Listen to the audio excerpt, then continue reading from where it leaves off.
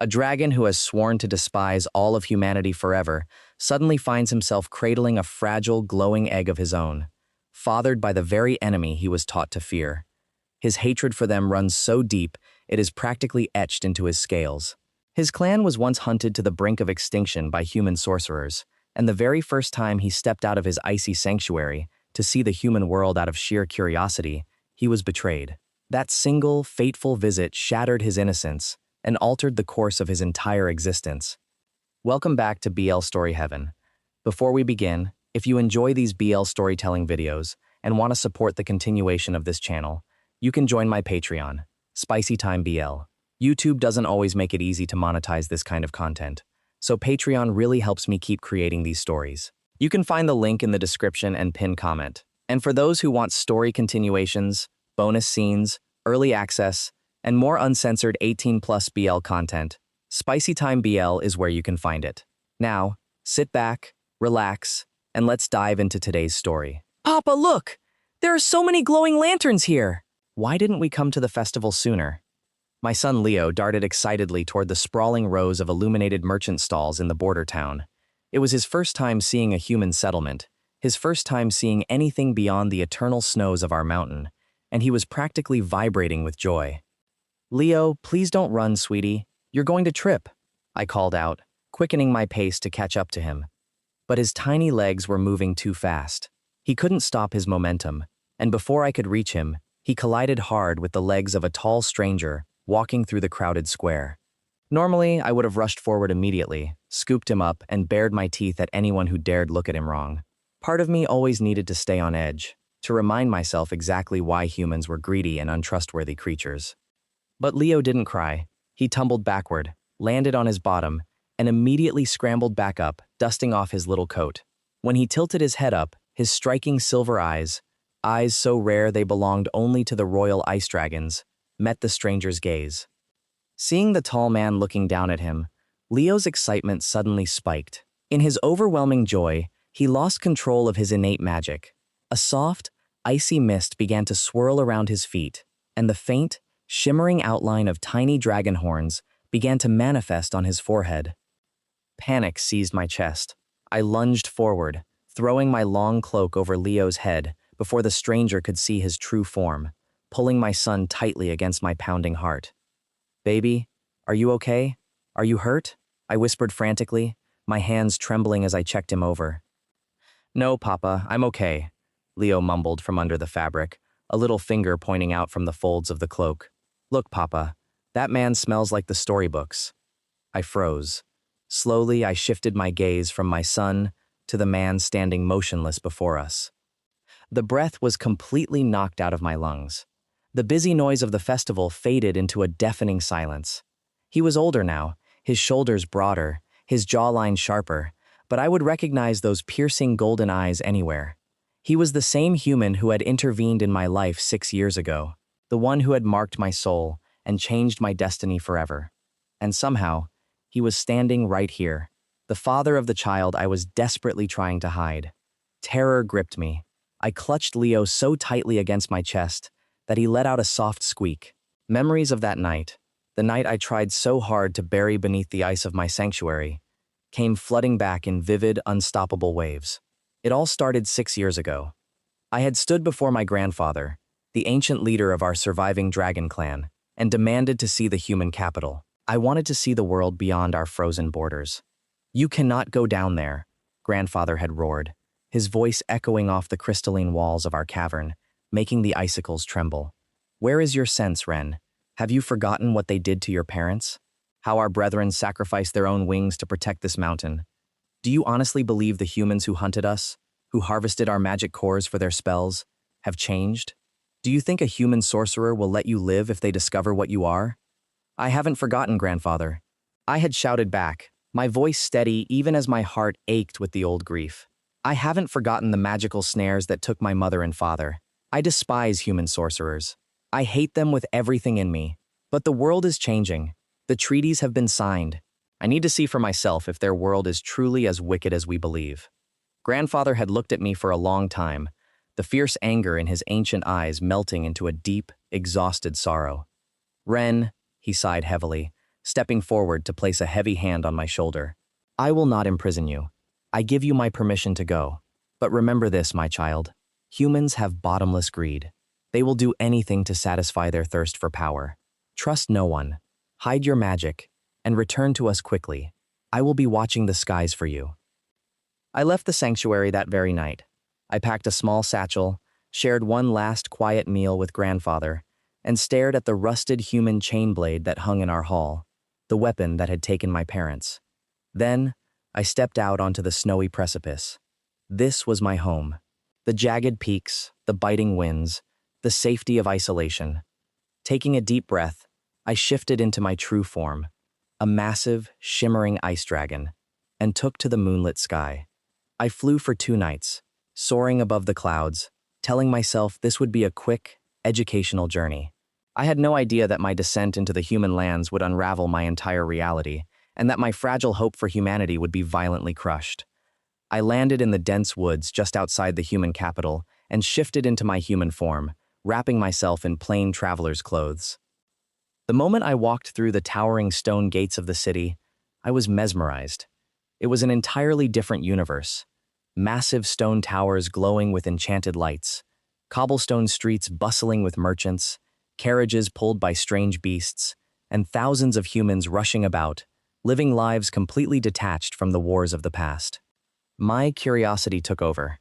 I spent the entire day wandering the vast markets, marveling at the fabrics, the sweet pastries, the sheer vibrancy of their existence. But as evening fell, I found myself wandering too far from the main squares, into a dimly lit district, where the air smelled metallic and wrong. I stopped in front of a strange tavern, watching a group of rough-looking men hauling large, iron-barred cages. When I tried to get a closer look, one of them spotted me. "Lost, pretty thing?" a man with a scarred face asked, stepping out of the shadows. "I'm just looking," I said coldly, turning to walk away. "I can show you around," he offered, his voice unnervingly smooth. "Help you find your way back to the main square. Just stick with me." Like a fool, I believed him. He was the first human to offer me direction in this sprawling maze. I nodded and followed him down a narrow alleyway. But the moment we stepped out of sight, the trap was sprung. Hidden runes on the alley walls flared with blinding purple light. A heavy, crackling net of anti-magic dropped from above, pinning me to the wet cobblestones. It burned upon contact, sending shockwaves of agonizing pain through my body, suppressing my dragon strength. I gasped, struggling, but the more I fought, the tighter the magical snare became. The man laughed, and 3 others stepped out from the shadows. "Look at this," the scarred man sneered, examining my face. "Not a normal human, is he? Look at the pale skin, the aura. We'll get a high price from the underground alchemists for this one." My head spun. The magic was draining my life force. I tried to summon my frost, but nothing happened. They grabbed my arms, dragging me toward a dark cellar door. That was when the air temperature suddenly spiked. A tall figure stepped into the alleyway. I couldn't see his face clearly through the haze of my pain, but he raised a single hand. A shockwave of pure, golden fire erupted from his palm, blasting the poachers backward against the stone walls. The anti-magic net around me shattered into a million harmless sparks. The poachers scrambled to their feet, terrified, and fled into the night. The stranger knelt beside me. "Are you all right?" he asked, his voice deep, vibrating with a strange magnetic resonance. "Please," I choked out, my body trembling violently from the magical shock. "Help me, it hurts. My core, it's burning." He didn't hesitate. He lifted me into his arms and carried me out of the alley, taking me to a quiet, luxurious inn nearby. He laid me on a soft bed and pulled a vial of shimmering red liquid from his coat. "Drink this. It's a high-grade restorative. It will heal the magic burns." I drank it blindly. But what neither of us knew was that a dragon's biology reacts dangerously to human alchemy. The moment the potion hit my system, the pain vanished, but it was immediately replaced by an overwhelming, suffocating heat. The potion had triggered my draconic mating cycle, a biological defense mechanism to ensure survival when a dragon is near death. My vision blurred. All I could smell was the rich, intoxicating scent of the man beside me. Sandalwood, old parchment, and something undeniably powerful. I lost control. I pulled him down to me. He tried to resist, tried to ask me what was wrong, but the heat was too intense, and soon, He stopped pulling away. That night was the most beautiful, devastating mistake of my life. I gave myself completely to a human. I surrendered my pride, my control, and my heart to the warmth of his touch. But when I opened my eyes the next morning, reality came crashing down. The man was asleep beside me, his chest rising and falling in deep, peaceful breaths. He was breathtakingly handsome, strong and gentle. But as my eyes adjusted to the morning light, I saw his coat draped over a chair. Embroidered in silver thread on the chest was the crest of the High Sorcerers, the elite human mages, the very faction that had slaughtered my clan. A sickening wave of betrayal washed over me.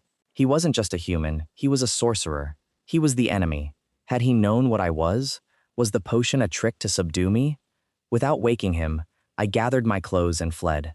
I ran from that city with a broken heart and a soul weighed down by humiliation. The city I had dreamed of seeing had given me nothing but trauma. I flew back to the frozen peaks, my hatred for humanity burning brighter and fiercer than ever before. When I reached the sanctuary, Grandfather was shocked.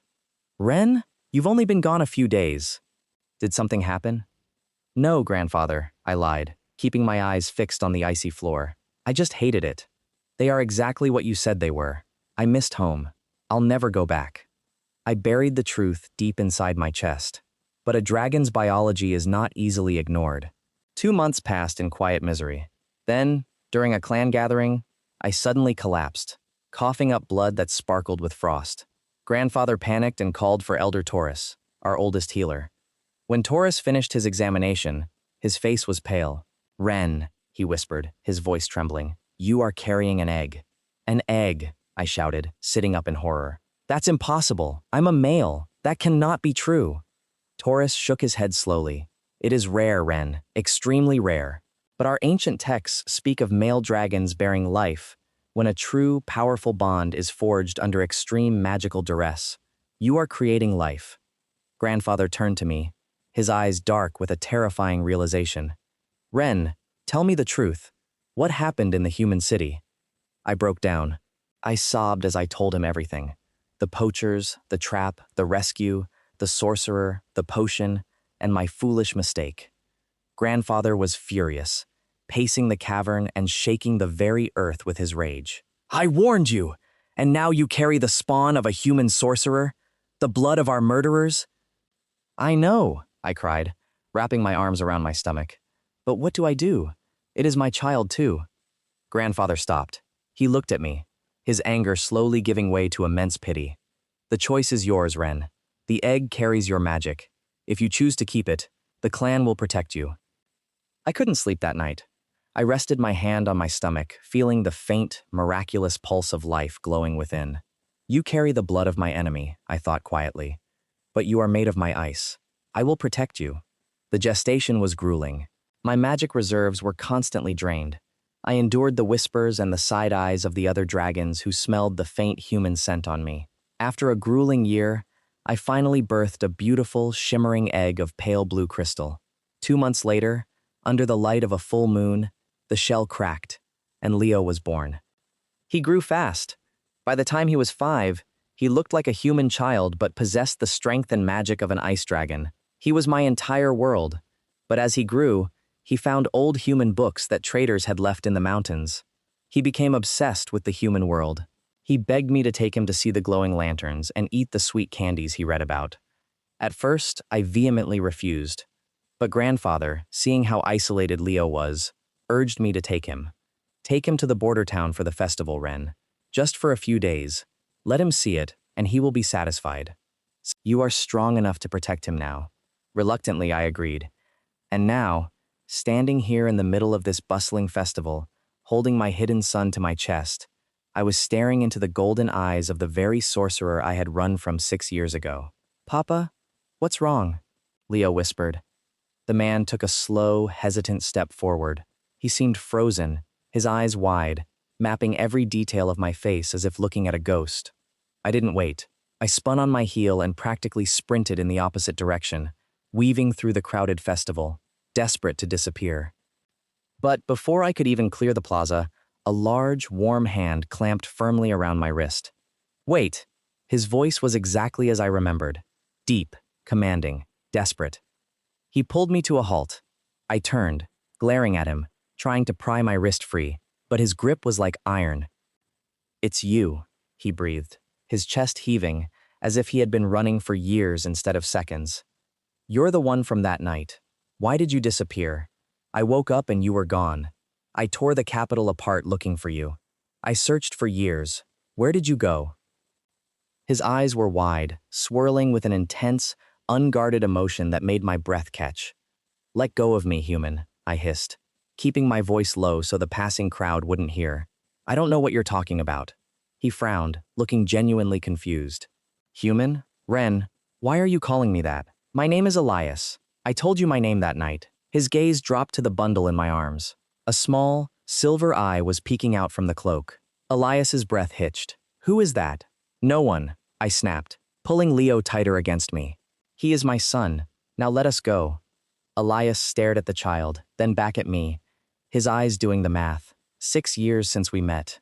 A child who looked about 5 years old. "He's mine," Elias said, his voice dropping to a low, possessive rumble. "Isn't he?" "He has nothing to do with you," I growled, panic rising in my throat. "He has my face, Ren." Elias stepped closer, his presence entirely overwhelming. "Do you think I wouldn't recognize my own blood? I'm not letting you walk away this time. You vanished once. You will not do it again." Before I could summon my ice magic to push him away, Elias signaled with his free hand. Immediately, 4 guards in unmarked armor stepped out of the crowd, quietly surrounding us. They weren't aggressive, but the message was clear. I was cornered in a human city with my child.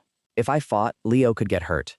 If I shifted into my dragon form, the entire human military would descend upon us. "Come with me," Elias said softly, his grip loosening on my wrist, but not letting go entirely. "Please, just come to my estate. We need to talk." Trapped, I had no choice. I held Leo securely and let Elias guide us to a luxurious carriage waiting at the edge of the town. The ride was suffocatingly silent. Leo peeked out from the cloak, staring at Elias with unblinking curiosity.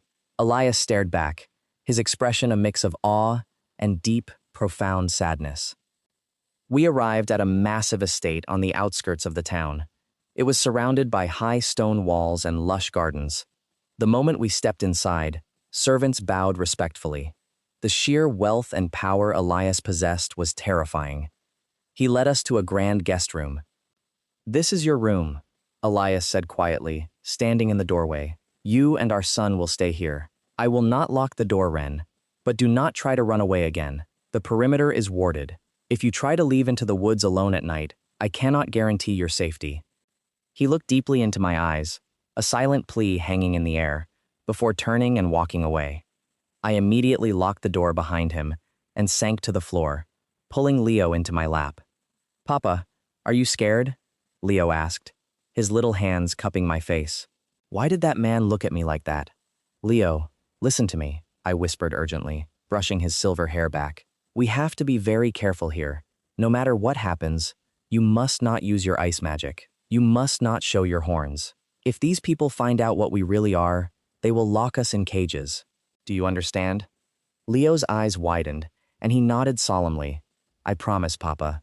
No magic. Good boy." I hugged him tightly. We were supposed to be out of the human lands in 3 days. I just had to survive this man for a little while, figure out a way past the wards, and escape. But as I sat there, I realized my heart was beating a chaotic rhythm. It wasn't just fear. It was the terrifyingly familiar scent of sandalwood and old magic that still lingered on my skin from his touch. Hey everyone, just a quick pause here. If you are getting entirely swept up in this story and want to know how I write these, or if you just want to support the channel so I can keep bringing you long, emotional BL stories every week, consider checking out my Patreon, SpicyTimeBL. Your support truly means the world to me and keeps the stories flowing. Now, let's get back to Ren and Elias. Later that evening, a polite knock sounded at the door. A servant informed us that dinner was ready. I took a deep breath, fixed my clothes, and carried Leo downstairs. The dining hall was incredibly grand, lit by floating magical candles. Elias sat at the head of a long mahogany table, but he had ordered the plates to be set close to him. When we entered, Elias stood up. His eyes softened the moment he saw Leo. "Come, sit," Elias offered, pulling out a chair for us. I sat down, keeping Leo securely on my lap. The table was filled with roasted meats, sweet glazed fruits, and fresh bread. "What is his name?" Elias asked softly, pouring me a glass of water. "Leo," I answered curtly, refusing to look him in the eye. Elias smiled warmly. "Leo, it's a strong name." He leaned forward, offering a small plate of candied strawberries toward my son. "Do you like sweets, Leo?" Leo looked at the strawberries, then up at me, asking for permission with his eyes. I gave a tiny, reluctant nod.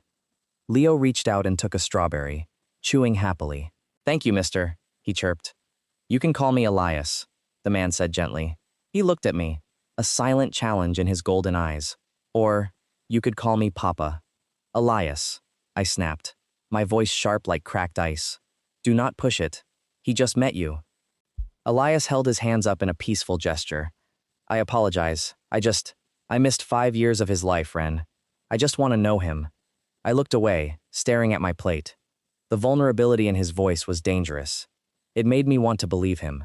It made me want to trust a human, and that was the one thing I had sworn never to do again. That night, after Leo had fallen asleep in the massive, plush bed, I stood by the window, staring out at the warded boundary line glowing faintly in the dark. A soft knock came at the door. I opened it to find Elias standing there, dressed in a loose shirt, looking tired but resolute. "Can we talk?" he asked quietly. I stepped out into the hallway, pulling the door shut behind me so we wouldn't wake Leo. "What do you want?" Elias stepped closer. The hallway was narrow, and suddenly, he felt much too big, much too close. "I want to know why you ran away," he said, his voice dropping to a rough whisper. "That night, it wasn't a mistake, Ren. I saved you because I saw you in pain, but when we touched, it felt like something inside me woke up for the first time. I didn't drug you. I didn't force you. I thought we felt the same pull. You are a sorcerer." I spat out the word like poison, looking up into his eyes. "You wore the crest of the high mages. Do you have any idea what your kind does? What you take from others to fuel your magic?" Elias frowned deeply, confusion masking his features. "Is that why? Because I'm a mage? Ren, I am a scholar. I study ancient texts. I don't hurt people. You don't understand anything," I whispered, the trauma bubbling up in my chest. "You don't know what I am. If you knew, you would harvest me just like the rest of them." "Never," Elias said fiercely. He reached out, gently wrapping his warm fingers around my wrist. The touch sent a jolt of electricity straight to my core. "I don't care what you are, Ren. I spent 6 years looking for you. I relived the memory of holding you every single night. I thought I had lost you forever. Now that you are in my house, I want you to stay. I want to wake up with you. I want to teach Leo how to read. I want us to be a family." My breath hitched. His face was inches from mine. I could feel the heat radiating off him, melting the icy walls I had built around my heart. For a terrifying, fleeting second, I wanted to lean in. I wanted to press my lips against his and let him protect me. But the image of the chain blade that killed my parents flashed in my mind. I jerked my wrist out of his grasp. "Stop! You don't know what you're asking.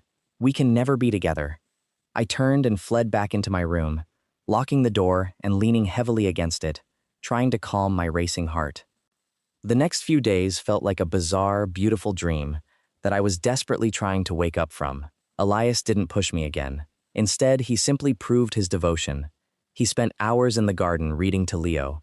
He bought Leo countless toys, beautiful clothes, and pastries. He was patient, gentle, and absurdly protective. Whenever a servant got too close or spoke too loudly near Leo, Elias would interpose himself, his golden eyes flashing with a silent warning. Slowly, without meaning to, I found my guard dropping. I found myself smiling when Elias made Leo laugh. I found myself lingering in the doorway just to watch Elias trace magical illusions in the air for our son. I was beginning to feel safe, and that was my biggest mistake. On the 5th day, Elias was called away to a town council meeting. Leo was napping, so I decided to walk the halls of the estate alone. I wandered down a quiet corridor I hadn't explored yet, stopping in front of a heavy oak door that had been left slightly ajar. Curiosity took hold of me. I pushed it open. It was a study, filled with ancient books and artifacts. But it wasn't the books that caught my attention.